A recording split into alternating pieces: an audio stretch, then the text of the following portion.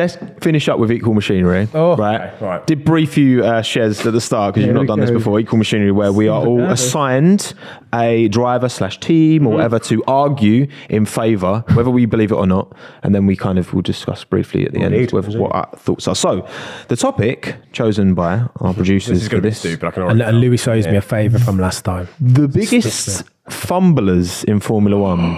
Oh, mate. So, this is a mixture of drivers, teams, organisations. I've been given McLaren. Well, you're going to struggle with recency bias now. I'm going to change that to Aston Martin because McLaren just had a banging race. So I'm going to give myself Aston Martin. Whoa, executive decision. Yeah, well, you know. I was going to say my name, but my name's not up there. It's the last lap. Now, why don't you have Alpine? Okay, actually, no. Who should I get? Because Cam, you've got Ferrari, so I can't have Ferrari. Which other team? That's a banker. Actually, I'll give myself Perez because Perez is not on here. So you get Ferrari, Perez, the FIA. Oh my God, that's something. Nick DeVries for you, Shez. Oh, biggest fumbler ever. Right, Who's biggest fumblers in Formula One? Who's feeling confident? Who is having a stinker? Who's feeling confident? I need to think, actually. Cam's feeling confident. He just gave me a wink. Cam, you're starting. 30 seconds on why Ferrari are the biggest fumblers in Formula One. In 3, 2, 1, go. Ferrari are the biggest fumblers in F1 because they don't manage expectations. Each and every single off-season, we are promised the world. We are fixed for the ills. The pit stops are good. We've been practicing them. The tyre deg is no longer. The car is fast. And every single season, it's a myth. It's just completely false. They've lied to us once again. I came to the last lap today having picked Charles Leclerc and Carlos Sainz for top 5, and it was bull. Wow, that was good. Yeah, that was good. This guy's good. The presentation of that, I think, was sensational. That was exceptional. Right, next. Do you want me to go next? Go on then, Niran. FIA, unload on the FIA, 30 seconds. Right. Why are the FIA the biggest fumblers in Formula One in 3, 2, 1, go? The FIA are the biggest fumblers in Formula One because every bad decision they make actually affects everybody else. And they manage to make such bad decisions on such a regular basis. We've got, obviously, Abu Dhabi 2021. Michael Massey making up his own rule book that evening. Okay, ladies and gentlemen. Rules. And I was very hungover at the time. It was hard to follow, not going to lie. We've got like Japan, tractors on track, just constant mismanagement, not understanding their own rules, and it affects us, the fans, too. Bosh. Man, 30 seconds is hard. What the fuck? Yeah, man. Well quick. Super I'm leggero, used mate. to a minute, man. I started waffling halfway through. GTI version. Yeah. Shares. Let's go. 30 seconds on why Nick DeVries is the biggest fumbler in Formula One in 3, 2, 1, go. Nick DeVries is the biggest fumbler in Formula One because he had all the goods, all the advantages. He won everything that he needed to before he came into F1. He got the ticket. He got the Red Bull ticket in a seat against a driver who we had some doubts about. And here he is on the back, right at the back of the grid, every single race, not picking up any points. Now has 4 races to prove himself against Yuki Tsunoda, and he can't do it. He should be doing miles better. That he should. I hear that. Man, he managed to fumble his entire career. Like long career, potentially. He dropped it, didn't he? Poor Nick. Bless him. Right. So that 30 seconds with you. On why Checo Perez is the biggest fumbler in Formula One in 3, 2, 1, go. Checo has taken this Red Bull car that Max is proving can be dominant. 20-second gap in the first 4 of 5 races, yet he's taking this opportunity, completely squandering it firmly on his own account. The pace isn't even a massive issue. It's decision making. That's the thing that's hard to quantify, hard to argue with, right? Because if his pace was off, that's a different story. Maybe it's just a bit of a skill issue, but it's decision making. In Austria, you can't be doing that. In Silverstone, you can't be doing this. You can't be going out early. What's wrong with you? That really does go quickly. It does go quickly. I literally looked at the watch. It said 26. I was like, I thought it'd be like 5. You guys do this every week, though, right? Yeah, usually it's a minute. Practice. We've changed it to 30 seconds just for this one. I feel we've got the knowledge to back up 30 seconds. You know what really highlighted is how many big fumblers there actually are. Formula One at the moment. Wow, they were all compelling. Yeah, there wasn't any in there that I didn't believe. Yeah, no, I think everyone believed potentially what they said. Maybe apart from you. I think of those 4. I think Ferrari for me. Like in terms of consistent in it. Yeah, and it's just like the position they were in, to be in the position they were in the start of last season, to now be where they are relative to Red Bull, like 9th and 10th. And again, you can only talk about car performance in the context, and you mentioned this earlier in terms of Mercedes, which I agree with in terms of their processes, right? These cars don't go anywhere if you don't ever drive behind the wheel. It's not just about the driver, it's about the pit stops, it's about everything. Everything has to come together. It's not just the person behind the wheel. If you're just driving a KA around the track, then you're not going to win, right? Yeah. So I think that's where Ferrari have just, they give us that hope. Oh my God. And then, gone. But in the most stupid of circumstances as well. Always such. Charles Leclerc's such a good driver, man. Doesn't deserve him. Highly. They even think Sainz deserves it half the time as well, man.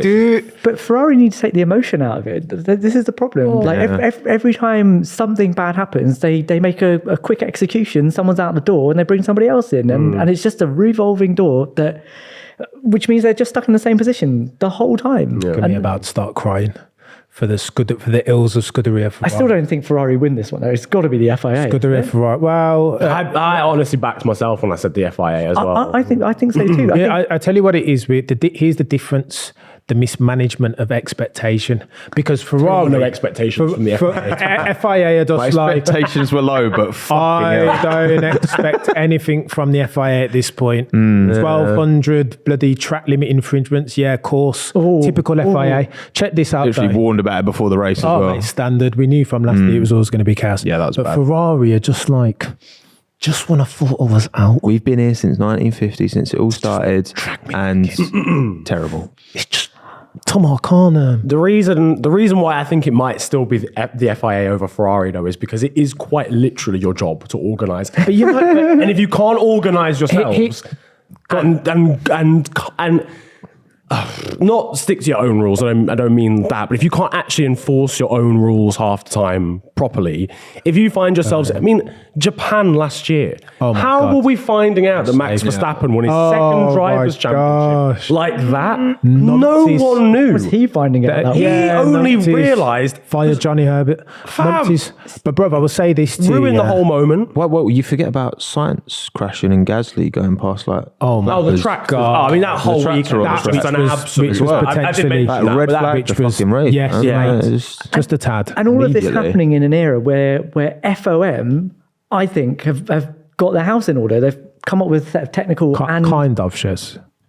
Kind of. We just spoke to all the ills of the FOM. I think mostly speaking, it's easy to criticise. True. I mean, they've definitely. I think the FIA are working with a management team that are miles ahead of who they've worked with before, and I think the roles have been reversed. I think the FIA back in the back when, God rest his soul, Charlie Whiting was still around, they were the ones that were in control, and FOM were the ones that didn't know what they were doing. It's been completely switched on its head now. Let me just say this about the FIA though. Aside from like the life-threatening safety issues, it's almost like I just don't, not to reharp the mismanaged expectations things, but they're like a nameless, faceless entity. I don't care about the FIA. Scuderia Ferrari here, though, are wasting away one of my favourite drivers' careers. Have you seen Charles Leclerc of late, Shez? He looks like he's been... It looks like Ferrari have sucked the life out of his face. Him and Carlos were proper snappy this week. He just got no hope. Like, he looks like a man with no hope. Team radio was not Charles actually. I mean, obviously they were annoyed at each other in the moment, but it kind of felt like these two are just vexed all the time now. Like, it's another one, it's another pit. And Sainz isn't even making the calls anymore. Mate, it's a Greek tragedy over there at Scuderia Ferrari. As much as I hate the FIA, Scuderia Ferrari is a bigger fumble for me because it burns me more as an F1 fan.